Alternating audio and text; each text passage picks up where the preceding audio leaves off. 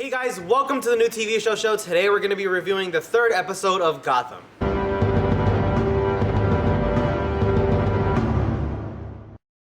So an overall quickie review for this episode, I think that had some really great development for some characters. It really fleshed out some of them.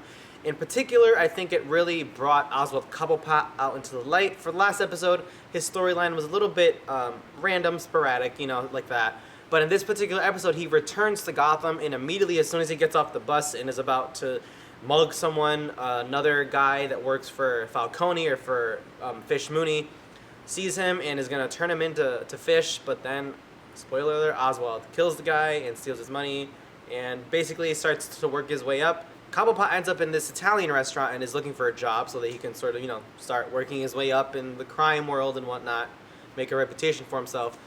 And he sees that the dishwasher is basically the lowest job, and he ends up either mugging or killing the guy. We don't really know, but he takes his job, and he becomes friends with this one crime boss who happens to stop by the restaurant, and he gets a little admiration from him. So the Balloonman is a character that I'm not too familiar with. I don't think he was in any of the films, at least not to my recollection. But he is a very interesting vigilante-type character. He is taking down people in Gotham that he believes are very corrupt, whether they're working for the clergy or law enforcement or politically corrupt people. In this particular episode, I think that the performances from the people that play Detective Bullock and Detective Gordon are sort of one note. It's exactly what we've been seeing in the past few episodes. But as I mentioned earlier, Cobblepot is a character that really has fleshed out. He's not the same sort of wimpy, helpless type of henchman that just works for Mooney. He's really fleshed out. Since last episode, he's really started to become this just insane psychopath that wants to get a reputation, become his own crime boss. He keeps saying that he sees rivers of blood in the streets of Gotham, and that he sees he has this huge vision for what he thinks Gotham is going to become. And I think it's really interesting because with all the other characters so young, it's something that we're not gonna see for a long time, because it's not until he's older that he really does become the Penguin that's an actual criminal and a big character for Batman.